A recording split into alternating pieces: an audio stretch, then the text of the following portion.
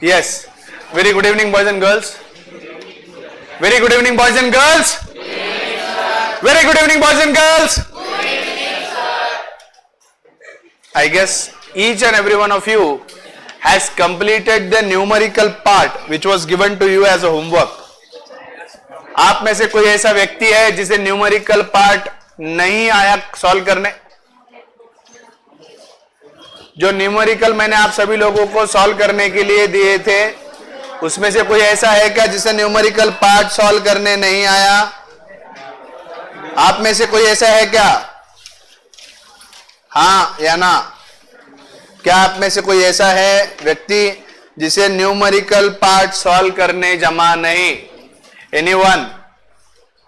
Is there anyone?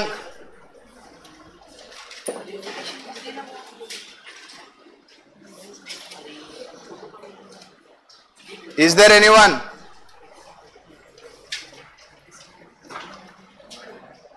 कोई है? कोई है? सबका आया आंसर? चलो टेबल निकालो, सभी लोगों ने सॉल्व किया है तो सभी लोगों ने सॉल्व किया है तो टेबल निकालिए।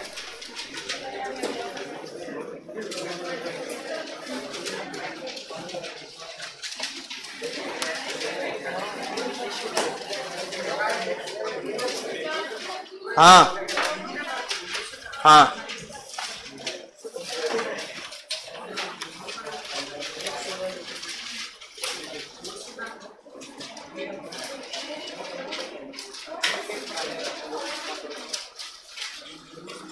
चलो अब हम आगे बढ़ते हैं। क्या सभी लोगों को ये सारे कैलकुलेशन समझ में आए? Is everyone very much clear with all the calculations? हाँ या ना? किसी को भी क्लास में कैलकुलेशन नहीं समझ में आए तो प्लीज पूछिए। चलिए फिर various cost curve, total cost curve. ना टोटल कॉस्ट कर्व कैसी होती है हमने तो देखा है, राइट? वो फिक्स कॉस्ट से शुरू होती है, वहां से ऊपर बनती है। Average fix cost curve, how is the average fix cost curve? The average fix cost curve is downward sloping from left to right. I am drawing the average fix cost curve with a green curve. ये green curve क्या है? मेरी average fix cost curve. Table को देखिए, क्या मेरा average fix cost production के बढ़ने से कम हो रहा है? हाँ या ना? हाँ या ना? नहीं कौन बोला? तुम क्या सब हर चीज उल्टी समझते हो क्या? ध्यान दो मैं क्या बोल रहा हूं उसके ऊपर। एवरेज फिक्स कॉस्ट क्या है? आउटपुट के साथ बदलता है। एवरेज फिक्स कॉस्ट क्या आउटपुट के साथ बदलता है? हाँ या ना? हाँ, average fix cost changes with the change in level of output, but total fix cost it does not change with the change in level of output. And how is it changing? देखो यहां पर, यहां देखो जो green line बनाई मैंने, 1000 से लेके 100 रुपए तक जो आउटपुट बढ़ रहा है तो मेरा fix cost, average fix cost क्या हो रहा है? कम होते जा रहा है। कम हो रहा है यानी डिक्लाइनिंग हो रहा है। आउटपुट बढ़ रहा है, एवरेज फिक्स कॉस्ट कम हो रहा है। How is the relationship? Inverse. तो कर्व कैसे बनेगी मेरी? Downward sloping from left to right. Look at the green curve. Okay, third point, average fix cost curve, average variable cost curve. देखो मैंने आपको क्या कहा? एवरेज वेरिएबल कॉस्ट कर्व ये स्ट्रेट लाइन तभी होगी जब प्रोडक्शन प्रोसेस में वेरिएबल कॉस्ट फिक्स्ड है।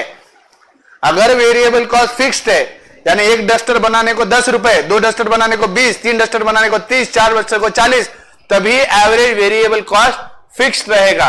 लेकिन अगर एक डस्टर को बनाने के लिए 10 रुपए लग रहा है, 2 को बनाने के लिए 25 लग रहे हैं, 3 को बनाने के लिए 35 लग रहे हैं, 32 लग रहे हैं, ऐसे ऑड लग रहा है, मतलब proportion of change in variable cost is not fix.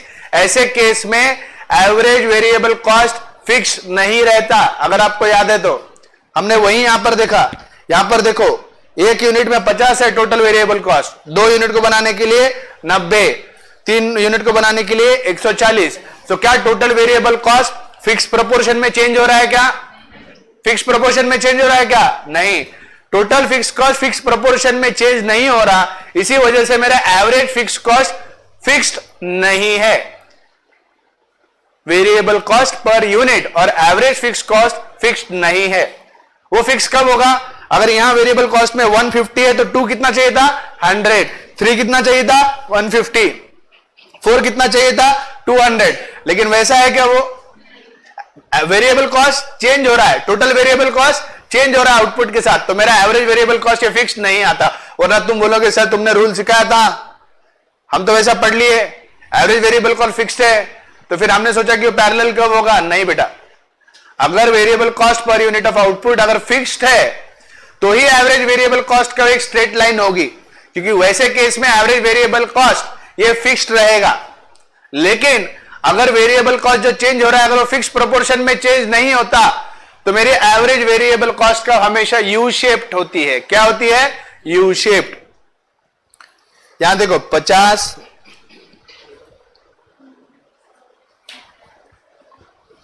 45, 46, यहां पर ये कम हुआ है।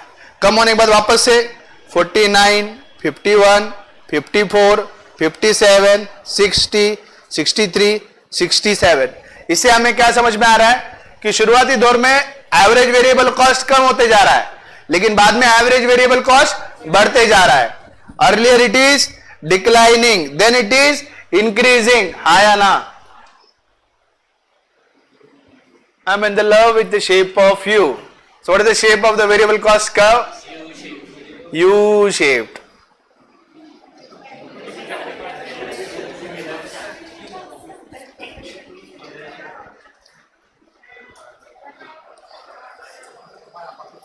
शुरुआत में थोड़ा नीचे, बाद में फटाक से ऊपर। ये ऐसा शेप जो है एवरेज वेरिएबल कॉस्ट कर्व का, इसके लिए लॉ ऑफ वेरिएबल प्रोपोर्शन जिम्मेदार है। थोड़ा सा अपने दिमाग को ज्यादा चलाने की कोशिश करो, जो तुम कर नहीं सकते। मुझे पूरी गारंटी है तुम गलत चीजों में बहुत दिमाग लगाते, लेकिन सही चीजों में जब लगाओ बोले तो लगाते नहीं। लॉ ऑफ वेरिएबल प्रोपोर्शन पढ़ा है मैंने, आया ना? उसमें 3 स्टेजेस है। पहला स्टेज क्या है? Stage of increasing return. Change in input brings about greater change in output. जब मेरा इनपुट बदल रहा है लेकिन उसके बदले में मेरा आउटपुट अगर फास्ट स्पीड से बढ़ रहा है तो मेरा एवरेज वेरिएबल कॉस्ट कम होगा या बढ़ेगा? क्या बोल रहा हूं मैं? स्टेज नंबर 1 क्या है मेरा? What is stage number 1? Stage of increasing return. अरे 4 दिन पहले पढ़ाया रहे, ऐसे मत करो सब की सब। देखो फांसी दे दो यहां पे।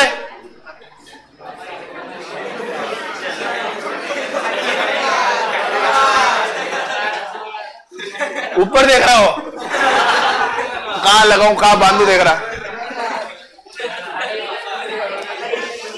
Law of variable proportion stage 1 क्या है? Stage of decreasing return. Change in input brings about greater change in output. क्या है? सबके सब ऊपर देख रहे, फांसी कहां देने की देख रहे क्या?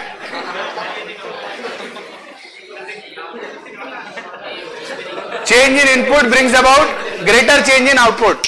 यानी पहले वाले स्टेज में हम जितना इनपुट ला रहे हैं, इनपुट क्या है?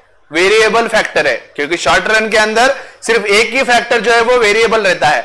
तो अब हम इनपुट दे रहे हैं वेरिएबल का, इनपुट बदल रहे हैं, तो इनपुट के अंदर सिर्फ एक ही वेरिएबल फैक्टर है। सिर्फ एक वेरिएबल फैक्टर होने से इसका मतलब क्या है? जैसे मैं इनपुट बढ़ा रहा हूं तो मेरा वेरिएबल कॉस्ट बढ़ रहा है, जैसे मैं इनपुट बढ़ा रहा हूं तो मेरा वेरिएबल कॉस्ट बढ़ रहा है। लेकिन स्टेज 1 के अंदर इनपुट के मुकाबले चेंज इन आउटपुट बहुत ज्यादा है, यानी इनपुट के लिए खर्चा तो कम लग रहा है लेकिन मेरा आउटपुट बढ़ रहा है। तो ऐसे केस में मेरा एवरेज वेरिएबल कॉस्ट कम होगा या बढ़ेगा?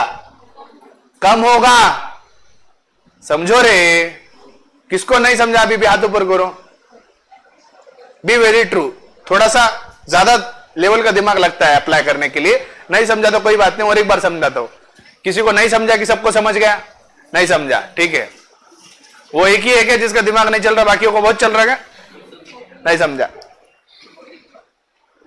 ऐसा तो कोई पढ़ाता नहीं, लेकिन मैं चाहता हूं तुम अपना माइंड अप्लाई करो। हालांकि कोई तुम्हें रिलेशन नहीं समझाएगा, लेकिन यह ऐसा क्यों है? आई am in love with shape of you. इसका शेप ऐसा क्यों है यह समझना जरूरी है। हो हेवनवार, उसका शेप समझना जरूरी है। अबे कर्व का बे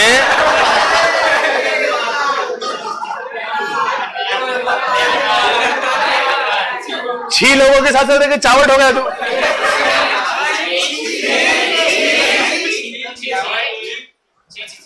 अबे मैं कर्व के शेप की बात कर रहा मैं गधे।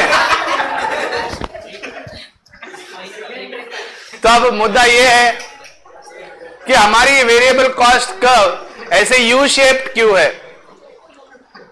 तो लॉ ऑफ वेरिएबल प्रोपोर्शन में मैंने कितने स्टेजेस सिखाए थे?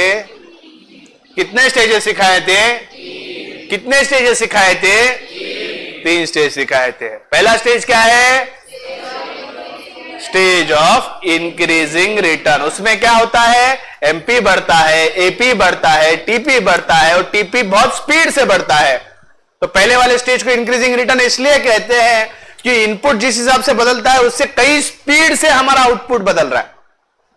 यानी इनपुट 1 है तो आउटपुट 10 है, इनपुट 2 है तो आउटपुट 30 है। यानी जितने स्पीड से इनपुट बदल रहा है उससे ज्यादा स्पीड से मेरा आउटपुट बदल रहा है। यानी इनपुट कम लग रहा है, आउटपुट ज्यादा निकल रहा है। तो अगर ऐसा फर्स्ट स्टेज में अगर अपन चल रहे जहां इनपुट हम लगाते जा रहे हैं और बदलते इनपुट के साथ मेरा आउटपुट ज्यादा स्पीड से बढ़ता जा रहा है, तो मेरा एवरेज वेरिएबल कॉस्ट ये कम होगा या बढ़ेगा? कॉमन सेंस लगाओ, एवरेज वेरिएबल कॉस्ट, इनपुट कम लग रहा है। इनपुट यानी मेरा कॉस्ट, जो मैं इनपुट देता हूं वो मेरा क्या है?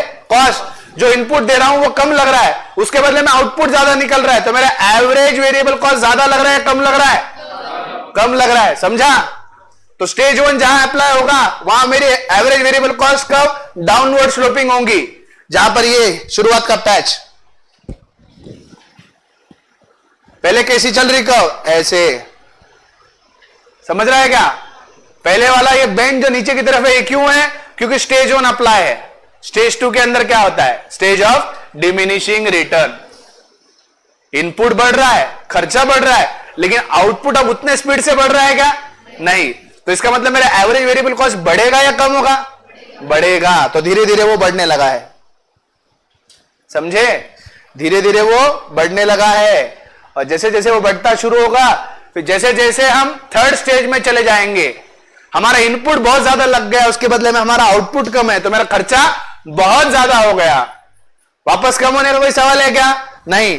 तो स्टेज 1 के हिसाब से पहले हम डिक्रीजिंग में गए, फिर धीरे धीरे धीरे धीरे स्टेज 2 के हिसाब से हम बढ़े और जैसे स्टेज 3 की तरफ जाएंगे ऊपर ऊपर की तरफ क्लाइम करता चलेगा। तो एवरेज वेरिएबल कॉस्ट कर्व, इसका शेप यू शेप इसलिए है because it is as per the law of variable proportion. ये लॉजिक पूरे मॉड्यूल में कहीं पर भी दी नहीं है, ये कॉमन लॉजिक है दिमाग की जो लगानी आनी चाहिए। अभी भी किसको नहीं समझा? You may raise your hand and ask your doubts. आप सवाल पूछो। Mind application is must in my class of economics. If you can apply your mind, you can solve any sort of MCQ. अभी भी किसको नहीं समझा कि law of variable proportion का और एवरेज वेरिएबल कॉस्ट कर्व का संबंध क्या है तो हाथ ऊपर करो। एक और बार समझाने की कोशिश करता हूं। अगर नहीं सबको समझ गया तो हाथ ऊपर कर लिए। हाँ, अगर तुम्हें law of variable is proportion मालूम नहीं तो फिर हाथ जोड़ता हूं, पहले लेक्चर देखो और फिर सवाल करो। लॉ ऑफ वेरिएबल प्रोपोर्शन सबको मालूम है? सबको मालूम है क्या? जितनों को मालूम है उनको लॉजिक समझ रही है क्या मैं क्या बोलने की कोशिश कर रहा हूं? पहले स्टेज में क्या होता है? इनपुट कम लगता है। इनपुट यानी हमारा कॉस्ट। तो पहले स्टेज में कॉस्ट कम लग रहा है और आउटपुट ज्यादा आ रहा है, तो मेरा कॉस्ट, एवरेज कॉस्ट कैसा होगा? डिक्लाइनिंग होगा। समझ रही है बात? एवरेज कॉस्ट क्या होगा मेरा?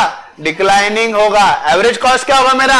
डिक्लाइनिंग होगा, क्योंकि मेरा इनपुट कम लग रहा है, आउटपुट ज्यादा आ रहा है। लेकिन जैसे ही हम स्टेज 2 में जाते हैं, स्टेज 2 में क्या होता है? हमारा इनपुट हम चेंज करते हैं, आउटपुट चेंज होता है, लेकिन इनपुट ज्यादा लग रहा है, आउटपुट कम चेंज हो रहा है। तो हमारा खर्चा ज्यादा हो गया, लेकिन उसके मुकाबले आउटपुट मेरा थोड़ा कम निकलने लगा है। तो धीरे धीरे मेरे एवरेज वेरिएबल कॉस्ट के ऊपर की तरफ जाने लगी है। लेकिन जैसे हम थर्ड स्टेज की तरफ जाते हैं, इनपुट बहुत ज्यादा लग रहा है, आउटपुट नहीं आ रहा है ना, खर्चा है लेकिन आउटपुट नहीं है, तो मेरा एवरेज वेरिएबल कॉस्ट ऊपर ऊपर ऊपर ऊपर बढ़ता जाएगा। इसीलिए इट इज यू शेप्ड। समझी लॉजिक? लॉजिक समझी? या कहीं पर भी किसी किताब में कोई टीचर कोई मॉडल से कहीं नहीं पढ़ा था, आपको समझा रहा हूं क्योंकि ये चलना चाहिए, ये चलना चाहिए। और जिसके पास है नहीं तो उसको मैं भी नहीं चला सकता। सही बात है। हाँ, पते की बात है। The average fixed cost curve is downward sloping from left to right. Can the average fixed cost curve ever touch the axis? No. An average curve can never touch the axis. Any average curve. How is the average variable cost curve? It is U-shaped. It is U-shaped. फिर उसके बाद average total cost curve. How is average total cost calculated? Average fixed cost plus average variable cost. I'm in the love with the shape of you, Revanwar.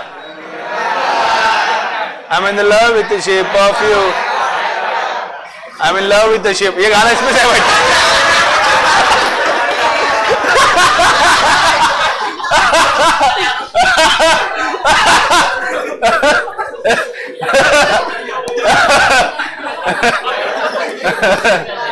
ये perfect बेटा. I am in love with the shape of you.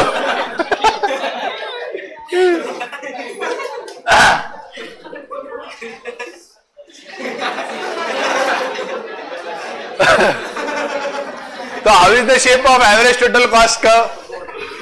Average total cost curve का shape कैसा है? U shape.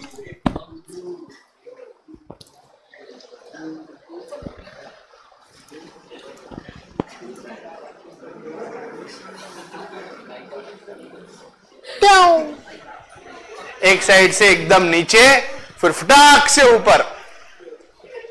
इसको अगर तुम्हें समझना है तो तुम्हें दो कर्व को समझना है. एक तो है एवरेज फिक्स कॉस्ट और एवरेज वेरिएबल कॉस्ट. मुझे एक बात बताइए, एवरेज टोटल कॉस्ट कैसे बनता है? Average total cost is equal to average fix cost plus average variable cost. यानी एवरेज टोटल कॉस्ट में एवरेज फिक्स कॉस्ट भी आता है, एवरेज वेरिएबल कॉस्ट भी आता है. एवरेज फिक्स कॉस्ट कैसा है? Downward sloping from left to right. Variable कैसा है? अपवर्ड है. एवरेज वेरिएबल कॉस्ट शुरुआत में एकदम थोड़े टाइम के लिए डाउनवर्ड है, फिर बाद में अपवर्ड है. अगर इसको न्यूमेरिकली तुमको समझाना है, दिमाग अप्लाई करो. न्यूमेरिकली अगर तुम्हें अप्लाई करना है, देखो मैं आपको कुछ समझाने की कोशिश करता हूं, समझ में आती है क्या? समझो. ये देखो, अभी अपन क्या कंपेयर कर रहे हैं? Average total cost. पहले वाले यूनिट में मेरा एवरेज फिक्स कॉस्ट कितना बेटा? 1000. Average fix cost 1000, average variable cost 50 rupees. What is average total cost? Average fix cost plus average variable cost is equal to 1050. I am asking you a simple question. What is my average total cost? What is my average total cost now? 1050. What is my average total cost? 1050. But out of this 1050, what is forming the major part of the cost? Is it average fixed cost or is it average variable cost? तो पहले वाले unit में weightage ज्यादा किसका है? Fixed का है या वेरिएबल का है? फिक्स्ड का है. तो शुरुआत में कब किसकी तरह से चलेगी? फिक्स्ड की जैसे. कैसे? Downward sloping. समझ रही क्या लॉजिक? दूसरे वाले में 545, ज्यादा वेट किसका है? फिक्स्ड का. फिर से वो कैसा? डाउनवर्ड खींचा चल रहा है. तीसरा, चौथा, पांचवा, और जैसे ही हम आगे आगे बढ़ रहे हैं वैसे वैसे अगर हम देखें तो एवरेज फिक्स कॉस्ट का वेटेज कम होता जाता है, एवरेज वेरिएबल कॉस्ट का जो है वेटेज बढ़ता चला जाता है. क्योंकि जैसे आउटपुट बढ़ता है एवरेज फिक्स कॉस्ट कम होता है, जैसे आउटपुट बढ़ता है एवरेज फिक्स कॉस्ट कम होता है, और एवरेज फिक्स कॉस्ट कम हो गया तो एवरेज फिक्स कॉस्ट का वेट कम होने लगता है. लेकिन जैसे आउटपुट बढ़ता है वैसा वेरिएबल कॉस्ट बढ़ता है, तो वेरिएबल कॉस्ट बढ़ने लगा है. तो अगर हम देखें इस एवरेज टोटल कॉस्ट कर्व को, लेफ्ट साइड जो डाउनवर्ड मूवमेंट है ये हमें दिखाई देती है एवरेज फिक्स कॉस्ट की वजह से, क्योंकि शुरुआत में एवरेज फिक्स कॉस्ट ज्यादा होता है. लेकिन जैसे जैसे हम आउटपुट बनाने लगते हैं वैसे वैसे मेरा एवरेज फिक्स कॉस्ट डिक्लाइन होने लगता है. लेकिन जैसे जैसे आउटपुट बढ़ाना चालू करता हूं मेरा वेरिएबल कॉस्ट बढ़ने लगता है. तो राइट साइड से जब वो बढ़ता है तो किसका कैरेक्टरिस्टिक्स लेता है? Average variable cost. Average fix cost के मुताबिक downward sloping from right and average variable cost के मुताबिक अपवर्ड स्लोपिंग फ्रॉम राइट. दोनों को जोड़ दो, ये बने मेरे U shape. I love with the shape of you. Gaikwad. So how is the shape of average total cost curve? How is the shape of average total cost curve? How is the average total cost curve? U shape. Are we okay with the logic? क्या हमें logic समझ में आई? क्या हमें logic समझ में आ रही है? Yes or no? Yes or no?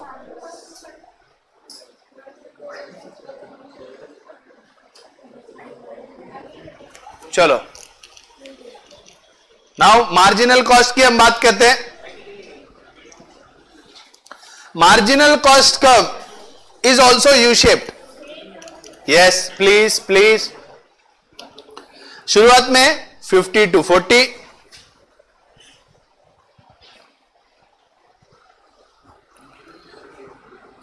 40, फिर अगेन 50, 56, 59, 70, 75, 80, 90, 100। तो शुरुआत में थोड़ा डिक्लाइन होता है और बाद में इंक्रीजिंग शुरू होता है। इसीलिए कि शुरुआत में लॉ ऑफ वेरिएबल प्रोपोर्शन जब शुरू में अप्लाई होता है, शुरुआत में fixed factor of production adequate होते हैं, तो वेरिएबल फैक्टर का एफिशिएंट यूज होता है। स्टेज 1 जैसे अप्लाई होता है, वहां पे इनपुट कम लगता है, आउटपुट ज्यादा निकलता है, तो मेरा एडिशनल कॉस्ट या चेंज इन कॉस्ट भी क्या होगा? वहां पे कम होगा। इसलिए जब स्टेज 1 अप्लाई होता है तब मेरा मार्जिनल कॉस्ट कम होते दिखता है, लेकिन जैसे ही प्लांट स्टेज 2 स्टेज 3 की तरफ जाएगा तो मेरा मार्जिनल कॉस्ट या चेंज इन कॉस्ट ज्यादा होगा, क्योंकि इनपुट ज्यादा लगता है और आउटपुट कम निकलता है। तो इसीलिए मार्जिनल कॉस्ट कर्व का भी शेप कैसा रहेगा? U shape. हो, I am in love with the shape of you. Gaikwad, उसको बुरा लग रहा ना रे? वो मैं आज बोला, सर तुमचं बरोबर नाही, माझं नाव कट केलं. What is marginal cost curve then? The marginal cost curve is one which moves downward for a minute time, thereafter it moves upward. लेकिन मार्जिनल कॉस्ट, एडिशनल कॉस्ट एकदम स्टेडीली ऊपर बढ़ता है. कंपेरेटिवली अगर देखें सभी कर्व के मुताबिक चेंज इन कॉस्ट यानी marginal cost is steeply moving upward, क्योंकि मार्जिनल कॉस्ट यानी change in cost. Change in cost में क्या है? Mainly variable factor, variable cost, और वेरिएबल कॉस्ट आउटपुट के साथ फास्ट बढ़ता है. जैसे जैसे आउटपुट बढ़ता जाएगा वैसे वैसे वेरिएबल कॉस्ट मेरा बढ़ते जाता है. इसीलिए हम देखते हैं कि मार्जिनल कॉस्ट का मामूली शुरुआत में डिक्लाइन करती है, उसके बाद सटाक से ऊपर की तरफ बढ़ने लगती है. बात समझ में आ रही है? सारे कर्व के शेप समझ में आए? आया ना?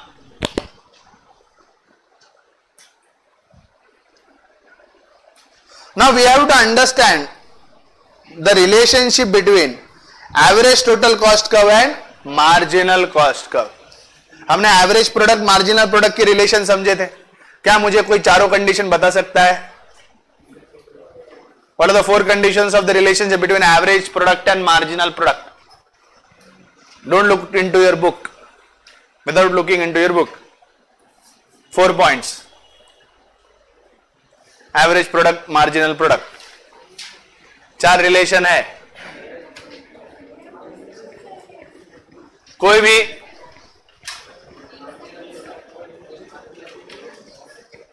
चारों चाहिए मेरे को. हाँ, चारों रिलेशनशिप चाहिए. चारों रिलेशन बताना है आपको.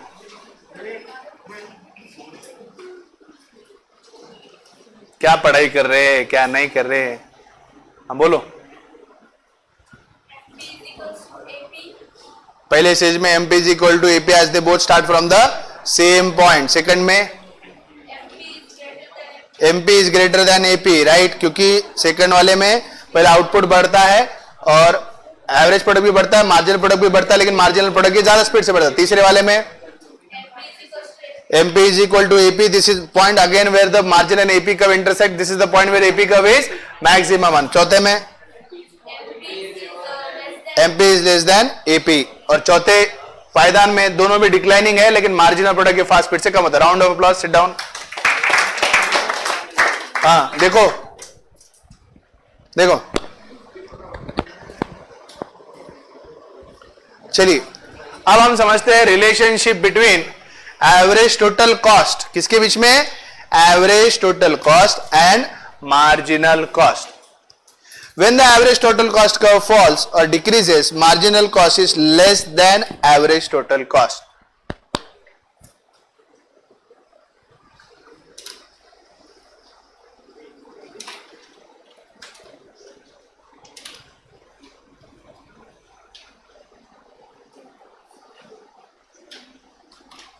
पहला point, marginal total cost is less than, पहला point marginal total cost is less than average total cost. ये रहा, ये देखो, तुम्हें अपना बनाने की कसम खाई है।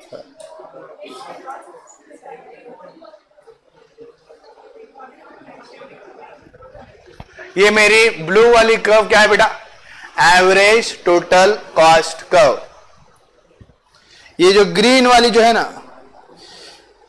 किसने ये हम पे हरा रंग डाला, हो किसने ये हम पे हरा रंग डाला, इसने हमारी हमें मार डाला, रेवनवार मार डाला, रेवनवार। अच्छा है, बहुत अच्छा है। अभी हम सिर्फ ये दो कर्व को कंपेयर कर रहे हैं, एटीसी और एमसी, ठीक है? Average total cost curve, marginal cost curve. बिना आगे का टेक्स्ट पढ़ते ही सिर्फ कर्व की तरफ ध्यान दो, कर्व के शेप की तरफ ध्यान दो, तो तुम्हें सब कुछ समझ में आ जाएगा। Gaikwad, start loving the shape of the curve, क्योंकि if you love the shape of the curve you will be able to love the concept. Gaikwad, चलो अब ये दो कर्व के रिलेशनशिप की हम बात कर रहे हैं।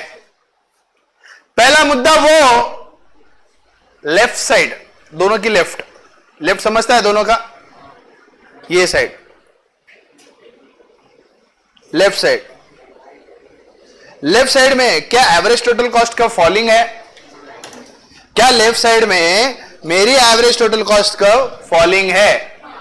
और क्या इसी लेफ्ट साइड पर मेरी मार्जिनल कॉस्ट कर्व भी फॉलिंग है, मामूली सी?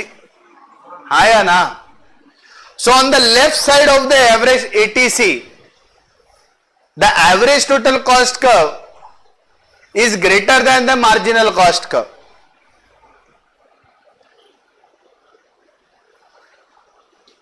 जिसका रीजन पूछूंगा, जिसका रीजन सही होगा सिर्फ उसी का दिमाग चल रहा है, समझ लो, जो कॉस्ट कंसेप्ट में बैठ चुका है। बड़े ध्यान से देखो। अभी मैं क्या करता हूं, एक आउटपुट का पॉइंट लेता हूं यहां पर, जो कि है, let's say this is my output Q, OQ is the output, okay? ये मेरा आउटपुट है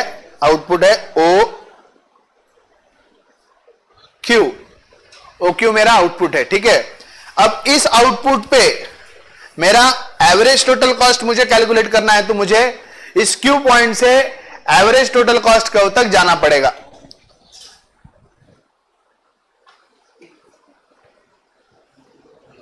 सो ये जो पॉइंट है मेरा, ग्रीन पॉइंट जो यहां बना रहा हूं, देखो, ठीक है? इधर देखो, y एक्सिस पे क्या है? कॉस्ट। y एक्सिस पे क्या है मेरा? कॉस्ट। x एक्सिस पे क्या है मेरा? आउटपुट।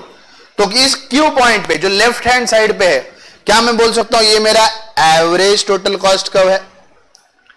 इस आउटपुट को बनाने के लिए इतना मेरा एवरेज टोटल कॉस्ट है, नहीं है? ये मेरा कॉस्ट है, इसको यहां से अगर मैं ज्वाइन कर लूं तो ये मेरा क्या हो गया? Average total cost. यानी OQ प्रोड्यूस करने के लिए मुझे एवरेज टोटल कॉस्ट कितना इनकर करना पड़ेगा? लेट्स से इसको नाम दे देता हूं, 2 मिनट को खिचड़ी कम करते जरा। अगर मैं OQ क्वांटिटी प्रोड्यूस कर रहा हूं तो इसके हिसाब से अगर मैं यहां से कर्व निकालता हूं,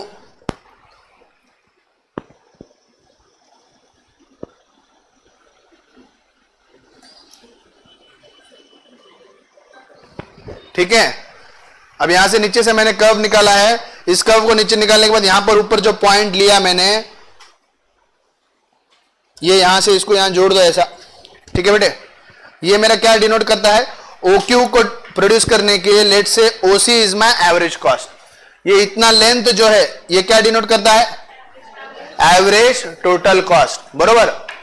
और इतने ही आउटपुट पे अगर मुझे मेरा मार्जिनल कॉस्ट निकालना है तो उसके लिए मुझे उस आउटपुट के क्वांटिटी से कौन से कर्व तक जाना पड़ेगा? मार्जिनल कॉस्ट कर्व तक। मार्जिनल कॉस्ट का मेरा इस पॉइंट पे यहां आता है, देखो आया क्या? तो यहां से इतना जो मैं इनकर कर रहा हूं ये मेरा क्या है, मेरा मार्जिनल कॉस्ट। ये इतना जो है नीचे का छोटा सा हिस्सा ये मेरा मार्जिनल कॉस्ट है, और वो ग्रीन वाला बड़ा हिस्सा क्या है? क्या है? क्या है? एवरेज टोटल कॉस्ट का है ना, ठीक है। सो can I say ATC is greater than marginal cost. देखो ग्रीन वाला कंपेयर करो ब्लू वाले के साथ, जीरो से लेके ब्लू तक और जीरो से लेके ग्रीन तक, ज्यादा क्या दिख रहा है तुमको? कॉमन लॉजिक, इतना तो सेंस समझते हैं सबको। लेंथ किसकी ज्यादा है? तो ज्यादा क्या है? सो can I say on the left hand side of the average total cost curve where the average total cost is declining, the average total cost is more than the marginal cost. Yes or no? हमेशा याद रखना left side के अंदर average total cost जब falling होता है तब मेरा marginal cost curve is less than my average total cost.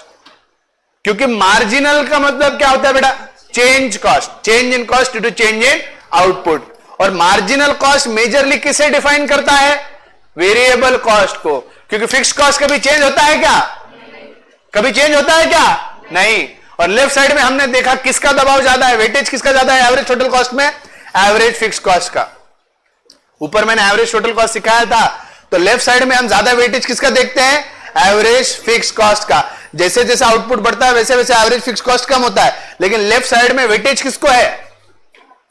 Left side में वेटेज किसको है? फिक्स कॉस्ट को, बरोबर। तो मेरा एवरेज टोटल कॉस्ट जो लेफ्ट साइड में है वो हमेशा मार्जिनल कॉस्ट से ज्यादा है, क्योंकि मार्जिनल कॉस्ट सिर्फ एडिशनल कॉस्ट कंसीडर करता है, जो कि हमेशा वेरिएबल कॉस्ट को ही कंसीडर करेगा। लेफ्ट साइड में मेरा वेरिएबल कॉस्ट कम है, लेफ्ट साइड में मेरा फिक्स कॉस्ट ज्यादा है, तो कंपैरेटिवली कभी भी एवरेज टोटल कॉस्ट जिसमें वेरिएबल भी आता है, जिसमें फिक्स्ड भी आता है, इसीलिए हम देखते हैं कि लेफ्ट साइड के अंदर average total cost is always greater than the marginal cost. Am I right? Am I right? Am I right? क्योंकि लेफ्ट हैंड साइड में मेरा आउटपुट बढ़ता है तो मेरा एवरेज फिक्स कॉस्ट कम होता है। लेफ्ट साइड में लॉ वेरिएबल प्रोपोर्शन है, तो इनपुट कम लग रहा है, मेरा आउटपुट ज्यादा निकल रहा है, तो मार्जिनल कॉस्ट कम इनकर करना पड़ रहा है, एडिशनल कॉस्ट कम इनकर करना पड़ता है, वेरिएबल कॉस्ट कम इनकर करना पड़ रहा है। लेकिन फिक्स कॉस्ट भी है जो लेफ्ट साइड में आउटपुट धीरे धीरे बढ़ रहा है, लेकिन फिक्स कॉस्ट का वेटेज ज्यादा है। इसलिए हम हमेशा क्या देख रहे हैं लेफ्ट साइड में? Average total cost is greater then variable cost, sorry marginal cost. सबको समझा? सबको समझा क्या?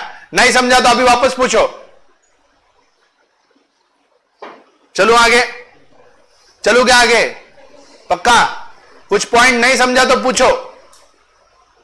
लेफ्ट हैंड साइड में एटीसी ज्यादा है, क्योंकि मार्जिनल कॉस्ट सिर्फ वेरिएबल कॉस्ट डिनोट करता है। एटीसी में वेरिएबल भी आया, फिक्स भी आया। लेफ्ट हैंड साइड में फिक्स कॉस्ट ज्यादा दिख रहा है, वेटेज उसका ज्यादा है, बट ऑब्वियस एटीसी ये मार्जिनल कॉस्ट से हमेशा ज्यादा रहेगा। आपको बहना पड़ेगा कॉस्टिंग में, तब कॉस्ट समझते हैं। बहुत जरूरी कंसेप्ट है ये। ये पीछे के लास्ट 6 एमसीक्यू है तुम्हारे, 6 मार्क है, 6 मार्क कॉस्टिंग का। ये जो पर्टिकुलर तुम्हारा यूनिट है 6 से 8 एमसीक्यू आते हैं 60 मार्क में से। 10% क्वेश्चन इस अकेले यूनिट पे आते हैं। अभी डब्बा जो दिया था उस दिन सॉल्व करने, वैसा 4 मार्क का क्वेश्चन आ सकता है, 4 या 5 मार्क का।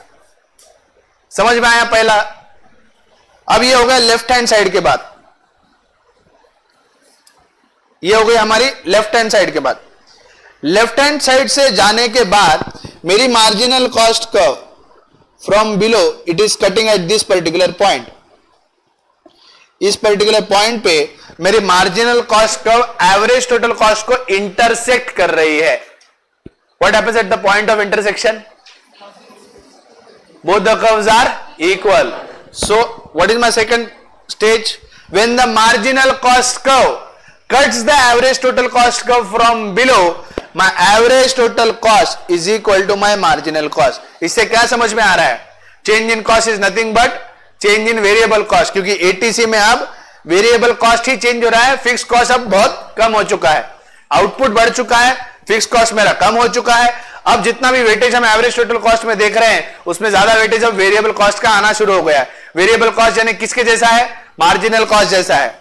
सो इसीलिए हम बाद में देखते हैं कि जब नीचे से जब मार्जिनल कॉस्ट को बढ़ रहा है लेफ्ट साइड में एटीसी ज्यादा है, मार्जिनल कॉस्ट कम है क्योंकि फिक्स कॉस्ट का प्रभाव ज्यादा है, लेकिन धीरे धीरे जैसे आउटपुट बढ़ना चालू होता है फिक्स कॉस्ट कम होते जाता है। एवरेज फिक्स कॉस्ट जैसे कम होता जाता है, वेरिएबल जैसा आउटपुट बढ़ेगा वैसे वेरिएबल कॉस्ट बढ़ता है, जैसे आउटपुट बढ़ेगा वैसे वेरिएबल कॉस्ट बढ़ेगा, जैसे आउटपुट बढ़ेगा वैसे एवरेज फिक्स कॉस्ट कम होगा।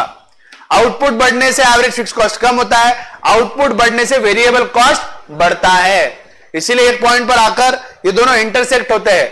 तो सेकंड पॉइंट ऑफ रिलेशनशिप में the marginal cost curve is cutting the average total cost curve from below, and the point of intersection both the curves are equal.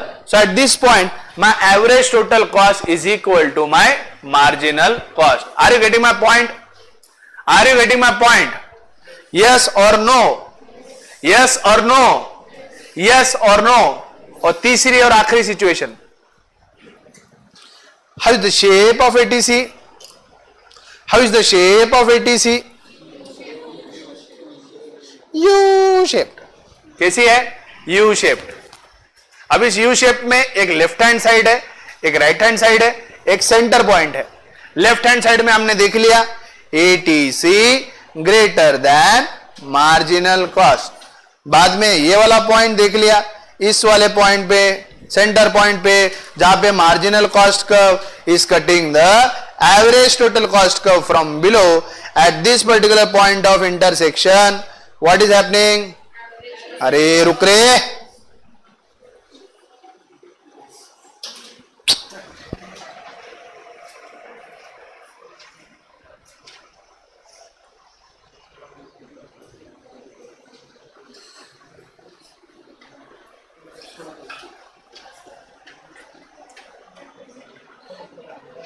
इस point पे क्या हो रहा है?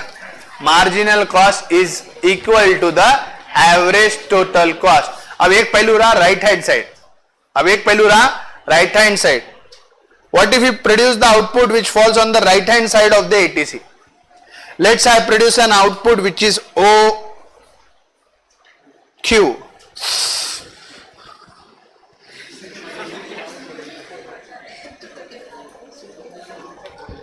अब मैं कोई ऐसा आउटपुट लेता हूं,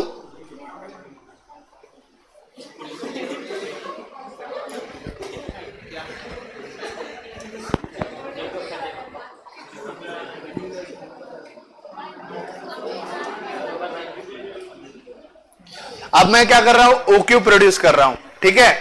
अगर मैं OQ प्रोड्यूस कर रहा हूं तो मुझे कॉस्ट निकालना है। कॉस्ट पहले निकालना है मुझे एवरेज टोटल कॉस्ट। तो उतने क्वांटिटी से लेके मुझे मेरी कर्व कहां तक लेके जानी पड़ेगी? लाइन कहां तक खींचनी पड़ेगी? एवरेज टोटल कॉस्ट तक। तो देखो ठीक है। अरे ठहरो ना, दम काढ़ो ना यार। ये पॉइंट मेरा यहां तक आ गया, तो ये जो ग्रीन पार्ट है मेरा, ये क्या डिनोट करता है? मेरा एवरेज टोटल कॉस्ट। ये ग्रीन पार्ट क्या डिनोट कर रहा है? मेरा एवरेज टोटल कॉस्ट। उसी पॉइंट से जब मैं मार्जिनल कॉस्ट कर्व तक जाऊंगा वो मेरा क्या डिनोट करेगा? Marginal cost. तो ये क्या हो गया मेरा? Marginal cost. ये रेड वाला मेरा मार्जिनल कॉस्ट है, ग्रीन वाला मेरा एवरेज टोटल कॉस्ट कर्व है। तो दोनों में अगर कंपेयर करो तो ज्यादा क्या दिख रहा है? मार्जिनल या एवरेज टोटल कॉस्ट? ज्यादा क्या है? So can I say on the right hand side of the ATC the average total cost curve is less than the marginal cost? On the right hand side the ATC is greater than marginal cost. Second, when it cuts from below, ATC is equal to marginal cost. In third, average total cost curve is less than marginal cost. क्योंकि जैसे जैसे output एक beyond level बढ़ जाएगा मेरा average total cost का, total fix cost का weightage नहीं के बराबर हो जाएगा। उसके बाद सिर्फ एक ही कॉस्ट ज्यादा चलता रहेगा, वो है मेरा वेरिएबल कॉस्ट। आउटपुट एक सर्टेन लेवल के आगे बढ़ गया, जैसे अभी ऊपर वाले एग्जांपल में देखो, पहले 1000 लग रहा था, वो कहां तक नीचे आ गया? 100 तक। तो फिक्स कॉस्ट का वेटेज कम कम होता जा रहा है। जैसे मैं आउटपुट बढ़ाते जा रहा हूं, मेरे को ज्यादा एक ही कॉस्ट लग रहा है, वो है मेरा variable cost. Variable cost are nothing but change in cost, क्योंकि वो आउटपुट के साथ चेंज होते हैं। तो variable cost can also be understood as marginal cost. Right hand side में जब आउटपुट बियॉन्ड लेवल बढ़ रहा है तो सिर्फ एक ही एडिशनल खर्चा मेरा बढ़ता जा रहा है, वो है मेरा वेरिएबल कॉस्ट। इसलिए राइट हैंड साइड में चेंज इन कॉस्ट ज्यादा दिख रहा है, क्योंकि वेरिएबल कॉस्ट आउटपुट के साथ ज्यादा स्पीड से चेंज होता है। हाँ या ना? और थर्ड स्टेज में क्या होता है, जब आउटपुट बियॉन्ड एक लेवल जाता है तो नेगेटिव रिटर्न्स आते हैं, आप वेरिएबल कॉस्ट इनकर करते जाते हो, आउटपुट कम निकलता है, तो उसे हमें क्या मिलते हैं, डिक्रीजिंग रिटर्न्स। तो वैसे स्टेज में खर्चा ज्यादा बढ़ रहा है, वैसे स्टेज में मेरा आउटपुट कम है, तो इसीलिए मेरा वेरिएबल कॉस्ट ज्यादा रहेगा, नहीं चेंज इन कॉस्ट ज्यादा दिखेगा एवरेज टोटल कॉस्ट कर्व से। जब हम राइट साइड लेफ्ट साइड में हैं, जब मैंने बोला लेफ्ट साइड में किसका वेटेज ज्यादा है बेटा, 2 मिनट रखो, मार्जिनल कॉस्ट कर्व किसका भाई है, किसका सगा है, वेरिएबल कॉस्ट का। किसका सगा है, वेरिएबल कॉस्ट का। लेफ्ट हैंड साइड में वेटेज किसका है, एवरेज फिक्स कॉस्ट का। तो इसीलिए मेरा मार्जिनल कॉस्ट कम है, एवरेज टोटल कॉस्ट ज्यादा है। राइट साइड में एवरेज टोटल कॉस्ट का किसका सगा है, एवरेज वेरिएबल कॉस्ट का, वो ऊपर की तरफ भागता है, जो ज्यादा स्पीड से बढ़ता है। तो राइट हैंड साइड में average total cost is less then marginal cost, क्योंकि मार्जिनल कॉस्ट का मेन सगा कौन है, average variable cost. Average variable cost का राइट हैंड साइड में वेटेज ज्यादा है, उसका सगा मार्जिनल कॉस्ट है, इसीलिए वो ज्यादा स्पीड से भाग रहा है। बात समझ में आ रही है? तीनों रिलेशनशिप समझ में आए। So at start on the left hand side, at the start on the left hand side the ATC is greater than the marginal cost, then ATC is equal to marginal cost, then ATC is less than the marginal cost. These are the relationship between average cost and marginal cost. देखो समझ में आ रहा है क्या, आया ना? ये हो गया 1 नंबर का रिलेशनशिप, 2 नंबर और 3 नंबर। 1 नंबर काम कर दिए सर, आया ना, आया ना? और इन सब में देखो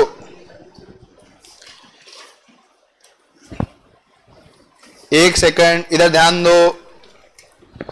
अब जो मैंने रिलेशनशिप समझा है, इन रिलेशनशिप के आधार पे आप मुझे समझाओ कि cost of producing 1 unit of output minimum कौन से पॉइंट पे रहेगा।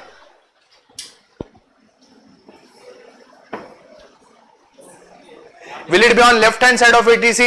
Will it be on the right hand side of the ATC? Or will it be at the point where ATC is equal to MC? Left hand side. Left hand side. Right hand side. या point of intersection?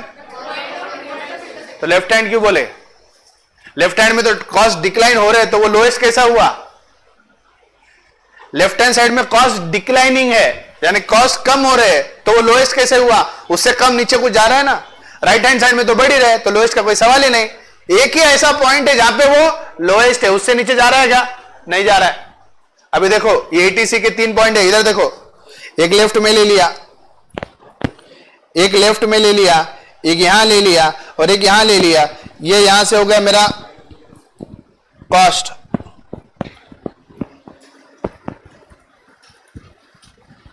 ये left में point ले लिया मैंने, तुम जैसे बोले left, तो लेफ्ट के मुताबिक मेरा ये हुआ मेरा एवरेज टोटल कॉस्ट। अगर राइट में ले लूं तो राइट के मुताबिक ये हुआ मेरा एवरेज टोटल कॉस्ट, और इस पॉइंट पे ले लूं तो this will be my average total cost. तो cost of producing 1 unit of output कहां कम दिख रहा है? पर्पल, ग्रीन या ब्लू कर्व पे? Purple. So can I say at the point of intersection और एट पॉइंट ए, इसे अगर हम ए पॉइंट कंसीडर करें, where the marginal cost curve is equal to the average total cost curve, the cost of producing 1 unit of output is the lowest. आया ना? समझ में आ रहा है? लेफ्ट हैंड साइड में भी कम नहीं है, राइट हैंड साइड में भी कम नहीं है। सबसे कम cost of producing 1 unit of output कहां पर आ रहा है?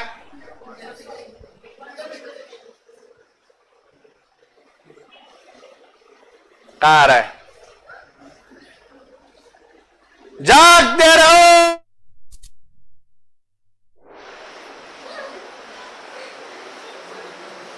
सो गया ये जहां, सो गया आसमां, सो गए हमारे दिन सर, सो गई है जूली, सो गया ये जहां, सो गया आसमां। और वो सुन रही थी वो, सॉरी,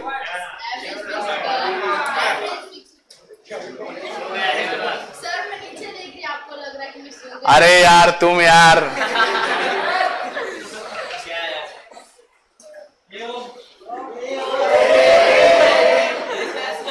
सो गया ये जहां, सो गया आसमां, सो रही ये मेरी क्लास है, क्या होगा अब मेरा, मुश्किल है।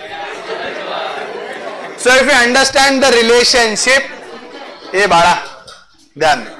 So if you understand the relationship, so if you understand the relationship, we can see at the point of intersection where the marginal cost curve cuts the average total cost curve from below, the cost of producing 1 unit of output is the minimum. Is everyone clear with the logic? क्या सभी लोग इस logic के साथ clear है? हाँ या ना, हाँ या ना, हाँ या ना, यस और नो। चलिए next point, last point for today, the long run cost curve. Now the long run cost curve is based on the long run cost function which states all the factors of production are variable. But you know in long run we either increase all or we either decrease all. Long run cost curve is a collection of different short run average cost curve. The long run cost curve is also called as an envelope curve. देखो ये मेरे पहले साल का cost curve, दूसरे साल का cost curve, तीसरे साल का कॉस्ट कर्व। अगर मुझे एक long run average cost curve बनानी है, that long run average cost curve will be tangent at all the short run average cost curve. तीनों साल की जोड़कर जो बनाऊंगा वो बनेगी मेरी LAC. This LAC curve is combination of these 3 curves which is something like this. Now LAC curve is also called as envelope curve. तीनों साल का खर्चा जोड़ के जो कॉस्ट निकलेगा वो मेरा लॉन्ग रन का कॉस्ट होगा ना, हाँ या ना, हाँ या ना, यस और नो। तीनों साल का कॉस्ट जोड़ के मैं जो कॉस्ट कर्व बनाऊंगा वो मेरा बनेगा long run cost. Long run cost curve is a combination of several short run cost curve. 3 साल का कॉस्ट कर्व निकालने के लिए पहले हमें साल के कॉस्ट निकालने पड़ेंगे, छोटे छोटे कॉस्ट कर्व बनाने पड़ेंगे। छोटे छोटे कॉस्ट कर्व को बनाकर अगर मैं कर्व बनाता हूं तो वो मेरी लंबी रन की कॉस्ट कर्व बनाता है। इसीलिए शॉर्ट रन कॉस्ट कर्व का combination long run cost curve होता है और इस वजह से लॉन्ग रन कॉस्ट कर्व को एनवेलप कर्व भी कहा जाता है। क्या कहा जाता है? एनवेलप। एनवेलप क्या होता है? जिसके अंदर हम कुछ रखते हैं, लेटर रखते हैं, जिसके अंदर वो लेटर समा जाता है।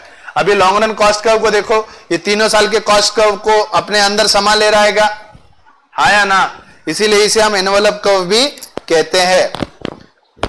During short run we know all the factors of production are considered to be fixed. Only one factor, labor, is considered to be variable. Under long run, all the factors of production are considered to be variable. The long run cost curve is combination of various short run cost curves.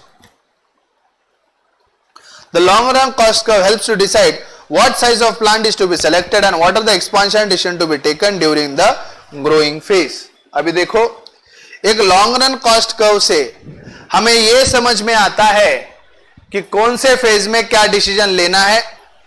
Long run में हम ये निर्णय ले पाते हैं कि हमें हमारा एक्सपेंशन करना है, नहीं करना है, क्या हमारा आउटपुट बढ़ाना है। देखो, स्केल ऑफ आउटपुट में यानी प्लांट की प्रोडक्शन कैपेसिटी में अगर बदलाव लाना है तो क्या ये शॉर्ट रन में हो सकता है? क्या नहीं, क्योंकि शॉर्ट रन के अंदर all the factors of production are considered to be fixed. Only one factor, labor, is considered to be variable. तो अगर मुझे प्लांट का साइज बढ़ाना है तो उसके लिए मुझे लॉन्ग रन में कॉस्ट इनकर करना पड़ेगा, है ना, क्योंकि all the factors of production are variable in long run. तो लॉन्ग रन के अंदर मैंने मेरे प्लांट का साइज बढ़ाना चाहिए, प्लांट की प्रोडक्शन कैपेसिटी बढ़ाना चाहिए कि नहीं बढ़ाना चाहिए, ये अगर आपको समझना है तो उसके लिए आपको long run average cost curve की मदद लेनी होगी। अगर आप long run average cost curve की मदद लोगे तब जाकर तुम्हें समझ में आएगा कि बदलते वक्त के साथ क्या हमें प्रोडक्शन कैपेसिटी में कोई बदलाव लेना है कि नहीं लेना है। अभी ओके, अभी ओके। तो सबसे पहले मैं क्या करता हूं, एक कर्व ड्रॉ करता हूं। ये मेरी है एलएसी, जिसे हम कहते हैं long run average cost curve. ठीक है, अब इस एलएसी में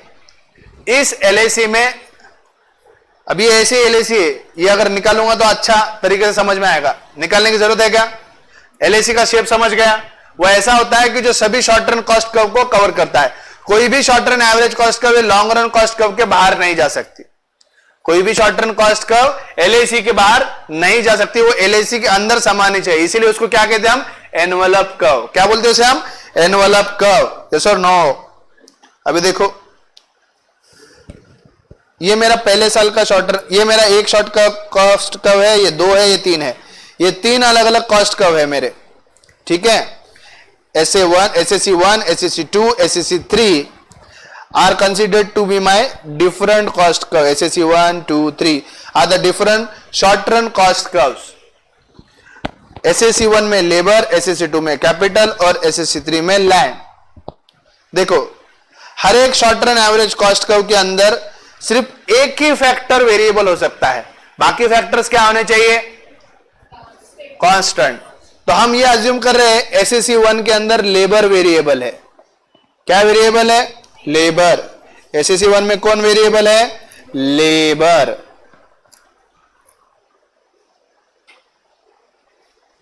SSC2 में हम ये अज्यूम कर रहे हैं कि कैपिटल वेरिएबल है, और SSC3 में लैंड वेरिएबल है, ऐसा हम समझ रहे हैं। SSC1, SSC2 एंड SSC3 अभी ओके। तो पहले इसमें लेबर वेरिएबल है, दूसरे इसमें कैपिटल वेरिएबल है, तीसरे इसमें लैंड वेरिएबल है।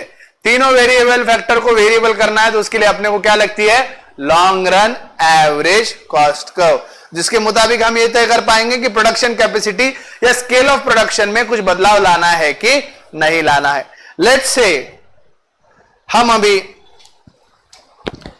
OA level of output produce कर रहे हैं, है ना? हम OA level of output produce कर रहे हैं। अब ये OA level of output produce करने के लिए हमें कुछ ना कुछ कॉस्ट इनकर करना पड़ता है। OA आउटपुट निकालने के लिए कॉस्ट मुझे निकालना पड़ेगा। जो कॉस्ट है वो मुझे कौन सा कॉस्ट चाहिए? अब एवरेज टोटल कॉस्ट चाहिए। सिर्फ फिक्स नहीं चाहिए, सिर्फ वेरिएबल नहीं चाहिए, मुझे आउटपुट का पूरा कॉस्ट चाहिए। एवरेज में आएगा, वो भी कौन से? Average total cost. The cost of producing per unit of output is well denoted by the average total cost.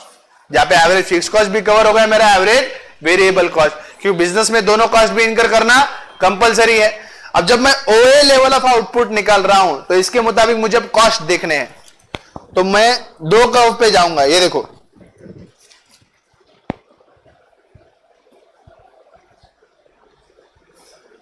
इस OA आउटपुट को निकालने के लिए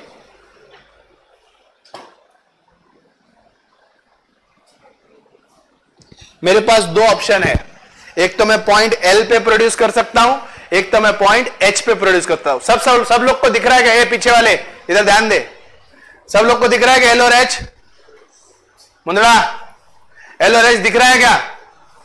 तो मेरे पास 2 ऑप्शन है, L वाला ऑप्शन है और H वाला ऑप्शन है। अब मुझे बात बोलिए,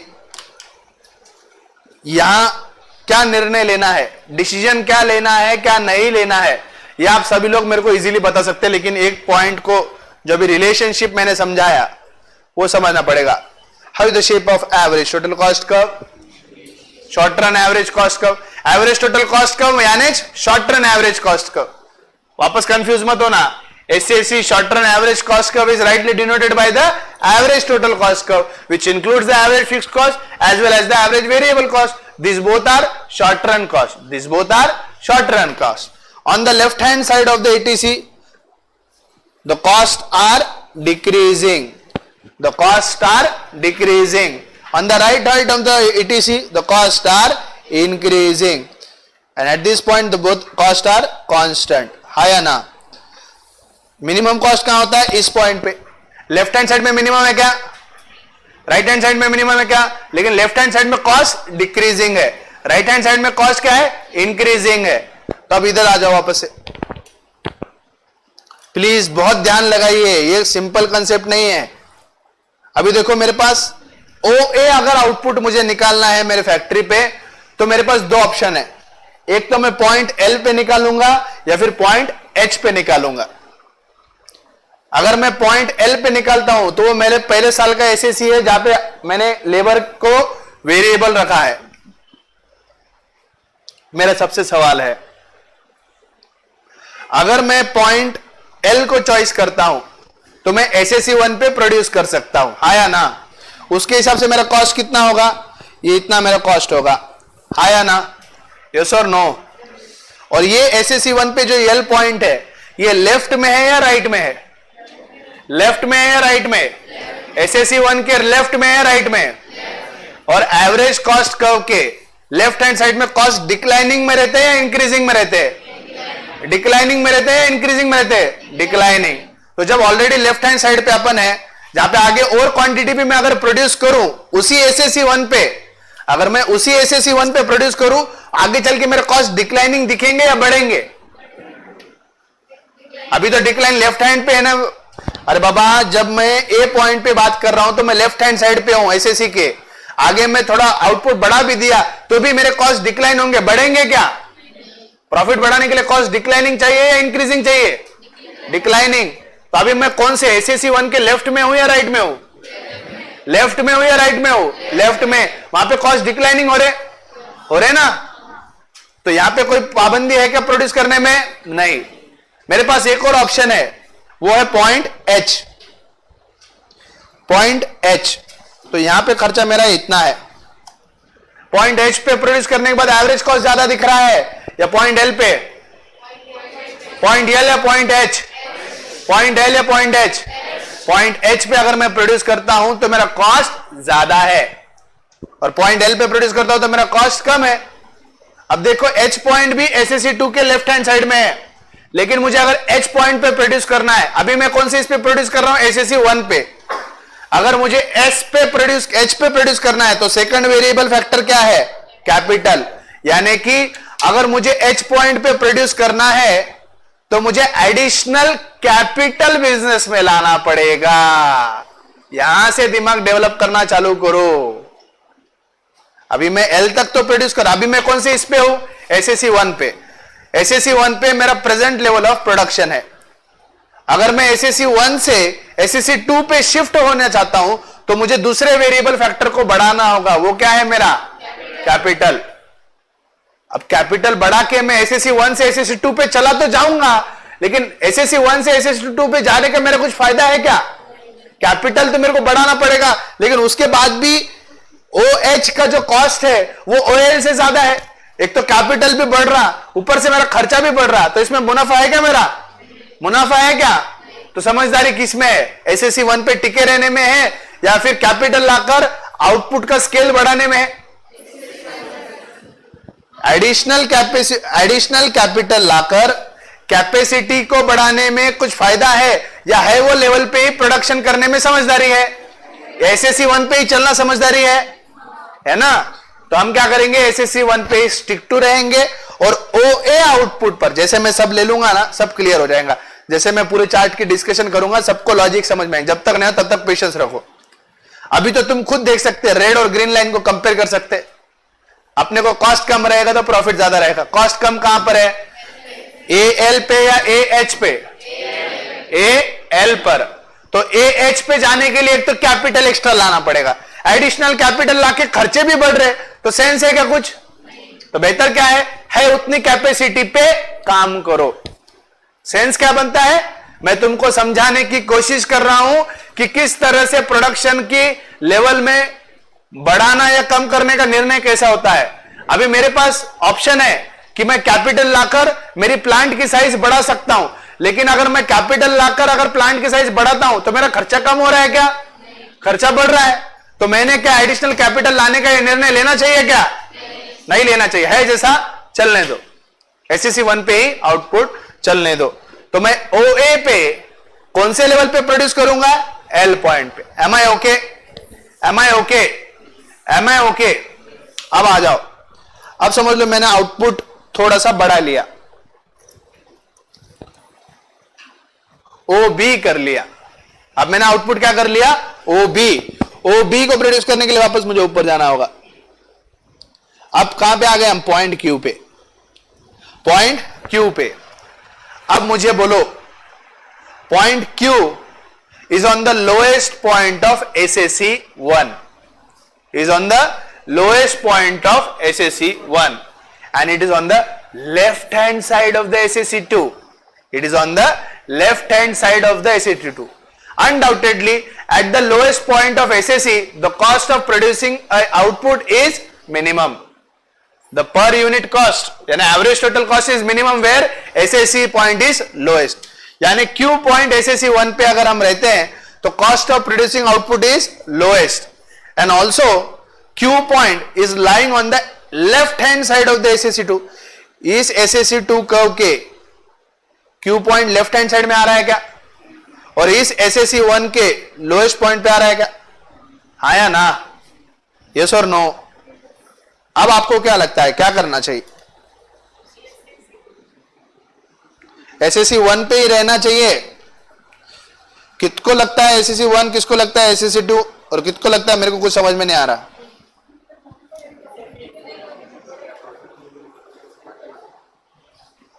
how many of you think SSE1? Raise your hand. कितनों को लगता है SSE1?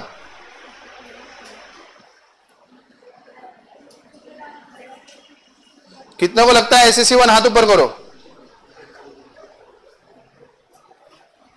कितनों को लगता है SSE1? जितने लोगों को SSE1 लगता है हाथ ऊपर. Straight, raise your hand straight. Let it be right wrong. I don't expect your answer. I just want to know what are you thinking right now. हाँ, कितनों को लगता है SSE2?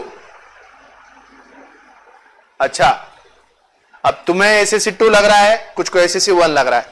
अब ये तुम्हें क्यों लग रहा है इसके पीछे कुछ सोच होगी. तो सबसे पहले जिनको लग रहा है SSE1 वो मुझे अपनी वजह बताए. क्योंकि लोएस्ट है तो अगर वहां मैं आउटपुट प्रोड्यूस करूंगा तो मेरा cost of producing the output lowest होगा. लेकिन मैं अभी शॉर्ट रन का निर्णय नहीं ले रहा, मैं लॉन्ग रन का निर्णय ले रहा हूं. लॉन्ग रन में मैं कैपेसिटी बढ़ाने की सोच सकता हूं, क्योंकि इस लोएस्ट पॉइंट के बाद मैं 1 यूनिट भी प्रोड्यूस करना चालू कर दूं तो मेरा आउटपुट का कॉस्ट बढ़ने लगेगा. और जो SSE2 वाले हैं उनका क्या लॉजिक था कि हम लेफ्ट हैंड साइड पे है, यानी OB से मैं अगर थोड़ा भी आउटपुट बढ़ा दिया तो अगर मैं SSE2 पे हूं तो मेरा कॉस्ट ऑफ प्रोडक्शन कम होता जाएगा. लेकिन अगर मैं SSE2 पे ही रुका रहा, ऑलरेडी मैं मिनिमम पे हूं, यहां से मैं थोड़ा भी आउटपुट बढ़ाने की कोशिश कर रहा तो मैं कहां चला जाऊंगा? Right hand side of SSE1. तो मेरा cost of producing the additional output will go on increasing. तो अब समझदारी किसमें है? एडिशनल कैपिटल लाने में है. समझ रही है क्या बात मेरी? समझदारी किसमें है? एडिशनल कैपिटल लाने में है. समझदारी इसमें है कि एडिशनल कैपिटल ला लीजिए, एडिशनल कैपिटल ला लीजिए. क्योंकि इस पॉइंट के बाद अगर आप SSE1 पे ही रहते हो, बिजनेस में कैपिटल लाते ही नहीं हो और उसके साथ ही खींचोगे तो इस आउटपुट के 1 यूनिट भी आगे गए तो आपका कॉस्ट, एवरेज टोटल कॉस्ट बढ़ता जाएगा. क्योंकि लोएस्ट पॉइंट के बाद राइट में जा रहे हो, राइट में कॉस्ट कैसा है? इंक्रीजिंग है. समझ रहा क्या लॉजिक? मैजिक समझ रही है क्या? क्योंकि अगर हम यहां से आगे अगर एक आउटपुट भी अगर आगे जाता हूं, मैं अगर एक आउटपुट भी ज्यादा जाता हूं तो मेरा एवरेज टोटल कॉस्ट बढ़ता जाएगा, है ना?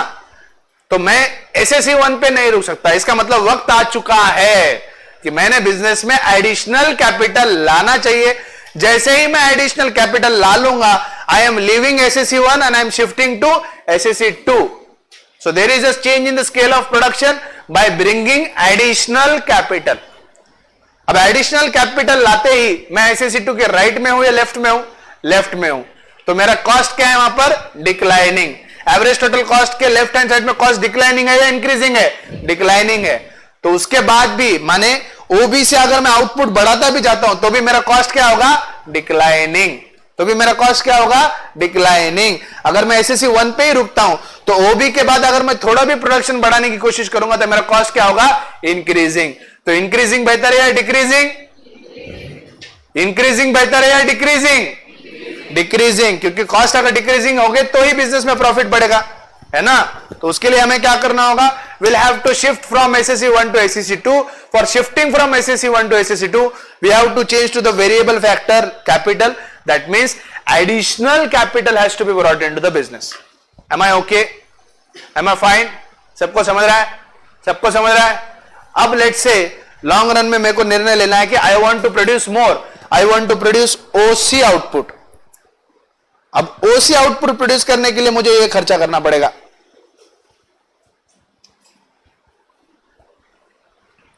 अब ओसी पॉइंट, एक तो एसएससी 1 के राइट हैंड साइड पे, एसएससी 1 के राइट हैंड साइड पे कॉस्ट क्या होते हैं? इंक्रीजिंग।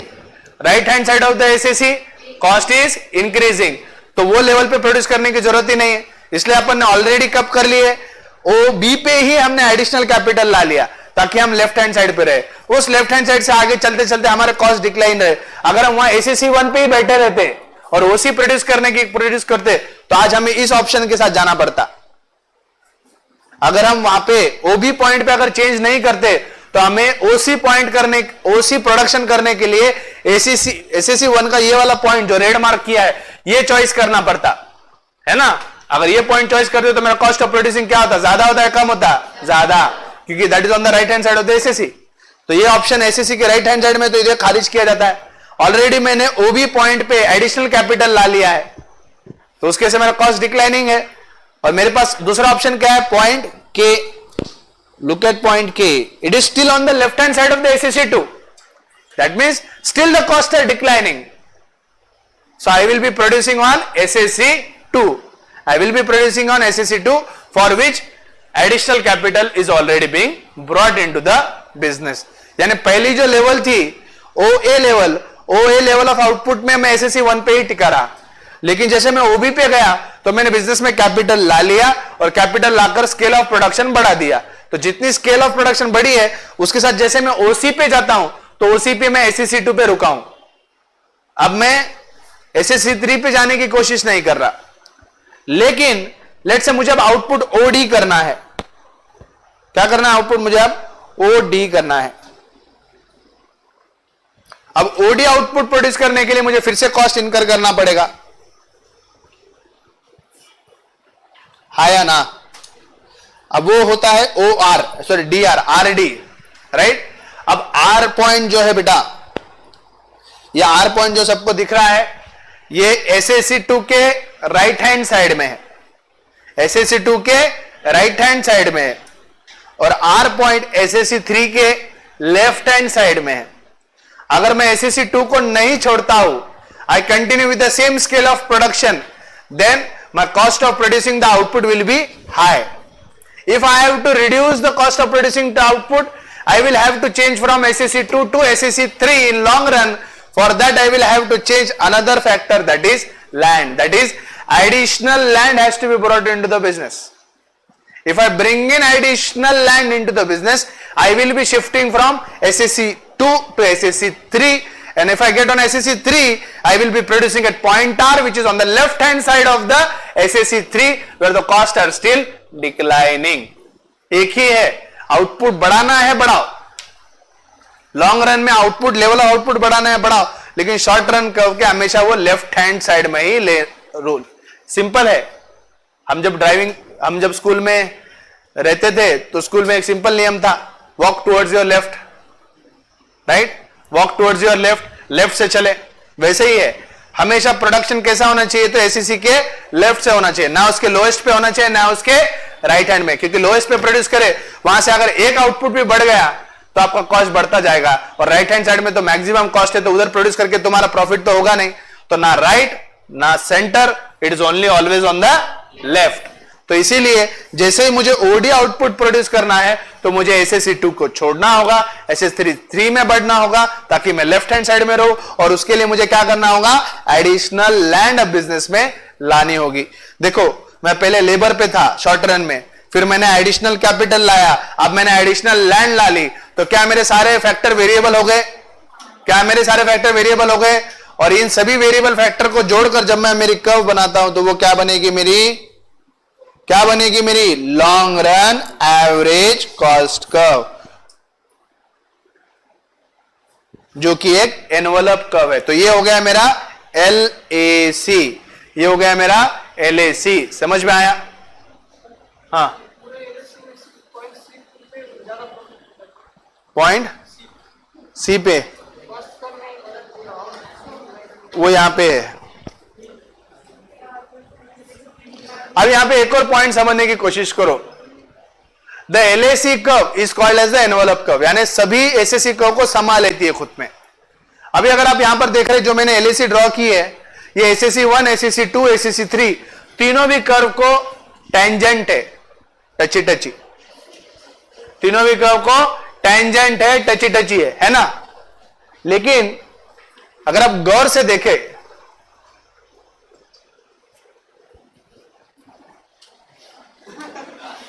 सोच रहे हैं ना, हाँ सोच रहे हैं ना, हाँ सो गया ये जहां, सो गया आसमां, सो गई ये साक्षी गिरी रे। अरे बनवाल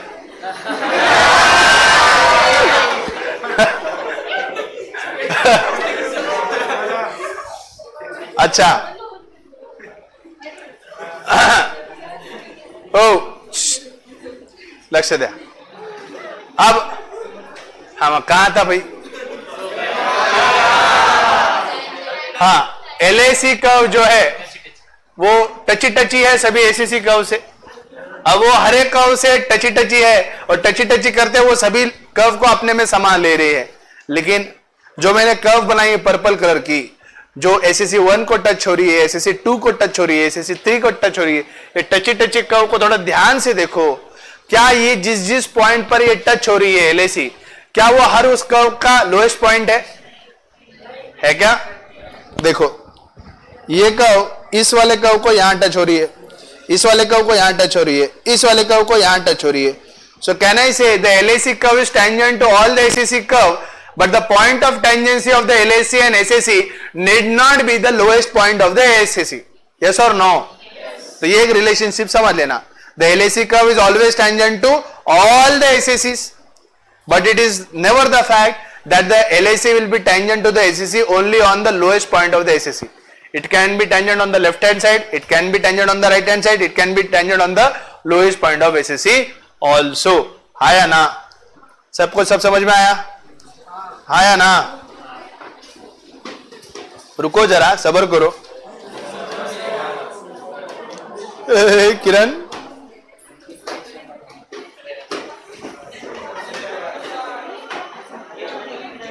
yes, now last point